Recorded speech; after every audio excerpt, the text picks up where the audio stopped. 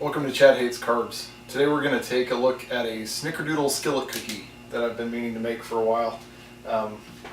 So it is a recipe for a cast iron pan, which I'm a fan of cast iron. I don't cook with it as much as I probably should, but yeah, we've got a bunch of cast iron here in the house. It's fairly straightforward. First step is to preheat to 325. So we're going to get that going. And we need to grease this guy. So we're just going to go ahead and put a little bit of oil in there. And we will get a paper towel and smear it around. My wife is real good about curing these things all the time, so it's pretty good already, but I'll make sure that you've got it greased up good. Okay, so there we go. Now next step, we want to whisk together all of the various things, and we're going to be using almond flour. Again, this is super fine almond flour. I love this stuff. And we're going to go ahead and just use a big old bowl here.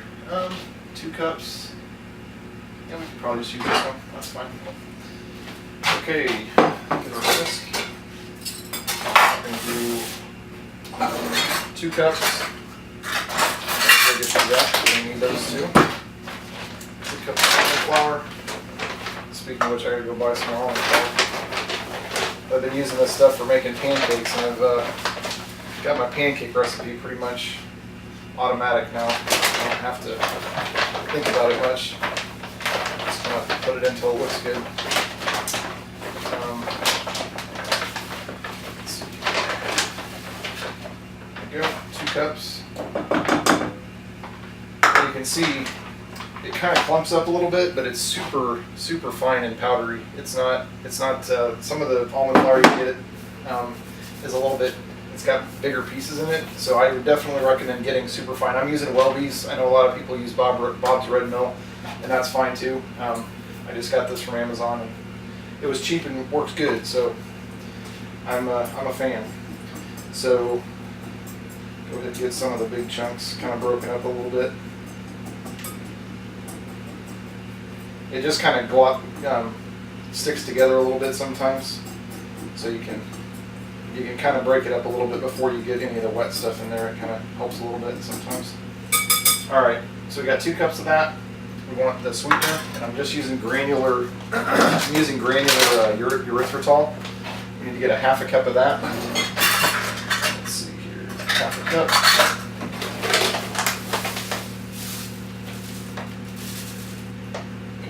Half a cup of that, and then a teaspoon of cream of tartar, I think I'm going to be able to get that teaspoon in there, so we'll use the 1/2 teaspoon.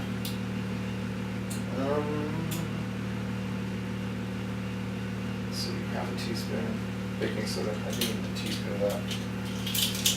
Doesn't quite fit. Let's see if I got another one that'll fit in there.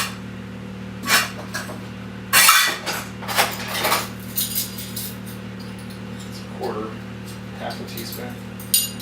Yep, all my 1/2 teaspoons are too big. Okay, we will just do 4 of these then. It's kind of interesting, kind of wondering why they ask you to do this instead of just using baking powder, but we're going to follow the recipe.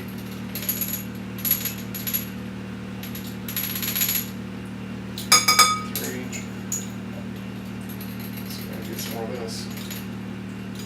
4. Okay, so that's 1 teaspoon of cream of tartar. So good with that. 1/2 teaspoon of baking soda. So we'll do 1/2 teaspoon baking soda.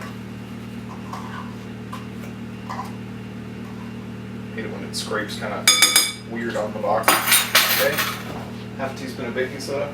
1/2 teaspoon of ground cinnamon,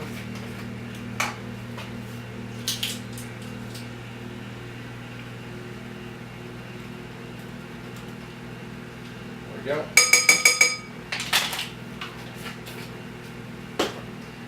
Half a teaspoon of salt. Okay, let's get the quarter teaspoon here.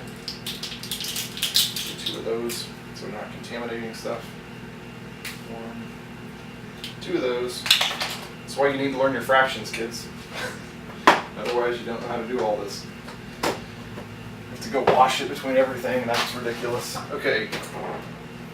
And whisk this stuff together. Get this all mixed in good. Actually, let's go ahead and melt our butter, because we need to get a half a cup of butter melted. We'll do that while we're mixing that stuff up. Half a cup, full stick. Okay. I should know that by now, I guess. We'll take the butter and slap it in a bowl to be melted.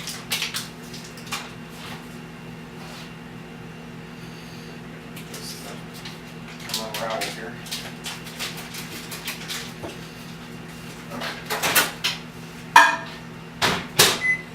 Put that in there for 60 seconds or so. And it'll be super hot. I think it only needs about 45 seconds, but this way it doesn't beep at me. Okay, it's funny because it doesn't really look very cinnamon sugary, which I kind of would expect it to be a little bit darker than that, but oh well. Okay, so after this we stir in the butter, egg, and vanilla extract. So once we get this going, we will crack the egg in that other bowl just so we don't get eggshells in there. Okay, are you done? Getting there. Alright, we're going to assume that that's going to be hot enough to finish melting that last little bit of butter in there. So we will crack an egg in here. Ooh. If we put it in here, it might curdle the egg. So let's not do that. Let's put the egg in here. See? Look, I lied to you. I'm sorry. Okay, let's get that egg white all taken out of there. Alright, so there's our egg. Gonna mix that in. We've had some brutal flu going around, and I really don't want any sort of potential for any other sickness, because man, it's nasty around here of late. Youth group was down about 30% last night, and so things have been kind of crazy around here. So let's go ahead and put that butter in here. Let's get the butter going. Okay. Get that all taken out of there. Come on out. There we go.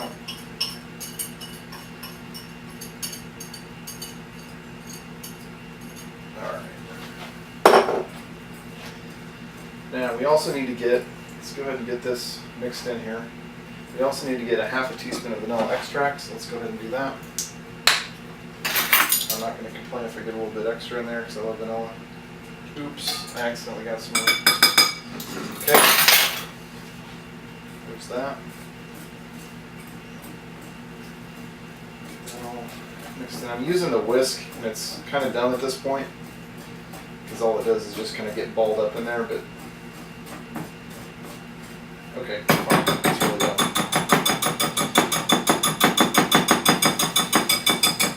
Okay. Use my favorite spatulas. Get on out of there. You were good for a while, but you're not working very well right now. Okay, cool. We got our preheat done, which is awesome. Get this thing going here. Come on. Alright. Okay, so let's go ahead and finish mixing this. It's still got a little bit of stuff in there that's dry, so we need to make sure we get all that consistent throughout.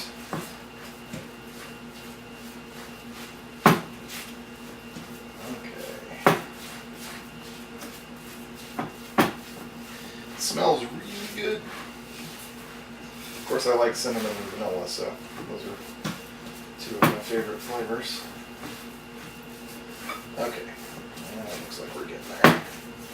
Okay, so At this point, we want to stir in everything until well combined, and your dough is going to look something like this. It's going to be kind of, I don't know, kind of like, well, it's like cookie dough, because that's what we're making, basically. Okay, so we're going to put this inside of the prepared skillet. So we got this thing all oiled up. We're going to just scoop that out there, and then mush it in.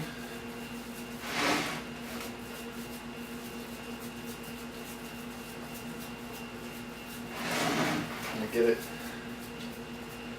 generally smooth as much as we can.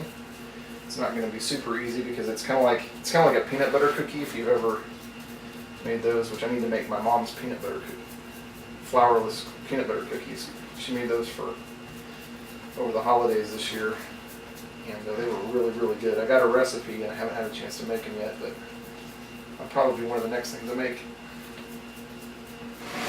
Okay,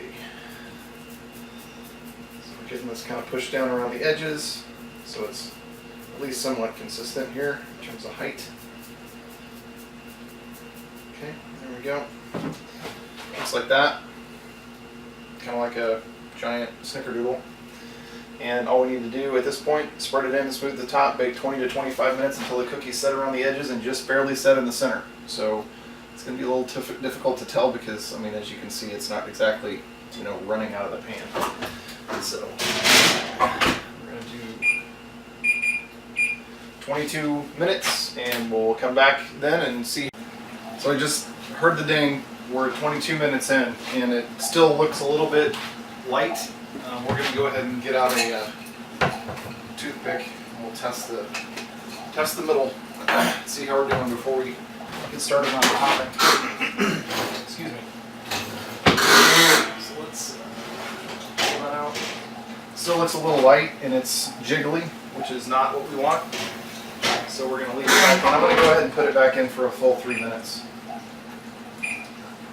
Because I'm pretty sure it'll take that long. And I guess next time I can use the, that'll work better. Alright, no sense in even trying the toothpick trick.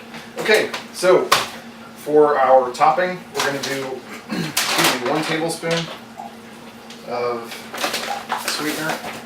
I'm using erythritol here for the sweetener. So you got 1 tablespoon of that, and then 3/4 teaspoon of cinnamon.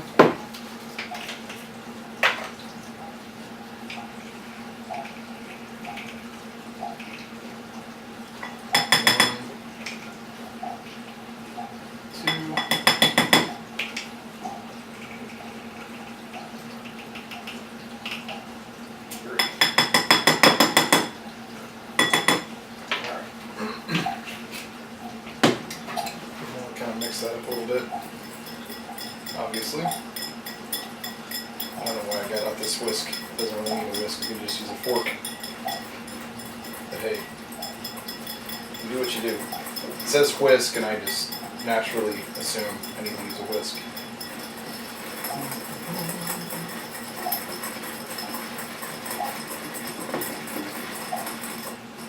So there we go. Reminds me of the old days of cinnamon sugar toast, man.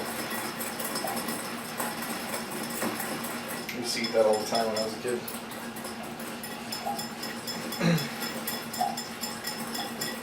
Obviously not smushy. So that's super simple topping. And still got a couple minutes, so I'll come back in just a few minutes and we'll take a look at where we're at after a total of about 25, 26 minutes. So I ended up putting it back in for the 3 minutes, and then I ended up putting it back in again for another 2 minutes. So we're at like 27, 28, 29 minutes because I didn't get back there, you know, like immediately after. But at this point, it is starting to brown up around the edges a little bit. It isn't as like sloshy in the middle, and so we're going to go ahead and test do the old toothpick test. And it comes out clean, just a little bit of stuff on it. Not too bad. So I'm going to assume that that's good. And so the last step for this then is to take and sprinkle this over the top. So I'm just going to do this very badly. because that's how I do it, is badly. And I'm sure there's probably a pro way to do it, but I am not a pro.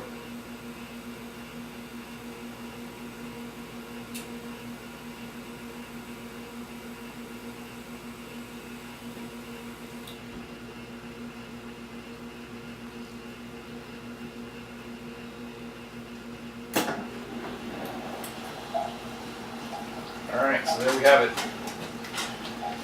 There she is. So we're going to let it sit, cool off. They say that you can just scoop it out, like use it like with ice cream, like a cake almost. Just scoop it out and whatever, but if you wait until it cools down, supposedly you can cut it into slices, and that's what I'm going to do. So we're going to let it sit here for a while, and I'll come back and enjoy a slice on camera so you can see how it turned out.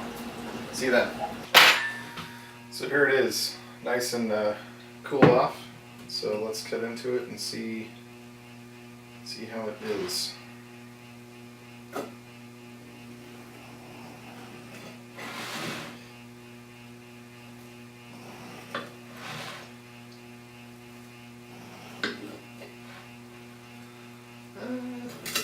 I guess I'll take a sixth of it. Or no, I guess it's an eighth. It's really crumbly. It's not. Yep, it's not going to come out. Not going to come out super clean.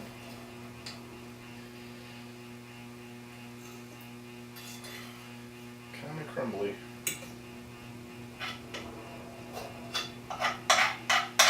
Now, like everybody else in my family knows, I drive them all crazy because I like eating soup, basically. So my favorite way to eat this would be to eat it with pour some cream on here in a bowl, but I'll eat it more like a cookie or something.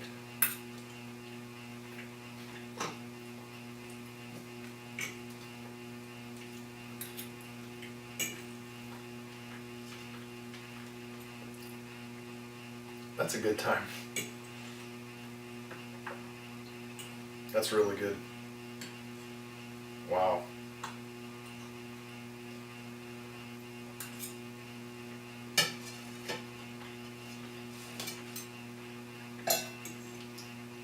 It's definitely very moist.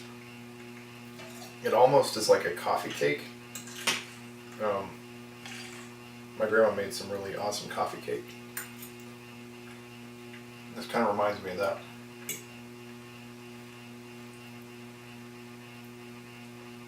That's really good. I might even consider putting a little bit less sugar. I mean, you know, erythritol sweetener in there, because it is a little bit sweet yet, and I'm okay with it just being more of a buttery kind of a flavor. Some people comment that they freak out because you like cook a lot of like savory stuff in a cast iron, but there's no flavor from cast iron in this at all. But yeah, this is really, really good. Yeah, I think I'm gonna get a bowl and some cream and eat the rest of this. So it's like ice cream and cake-ish stuff. But anyway, if you have any comments, feel free to leave them below. Until next time, thanks for watching.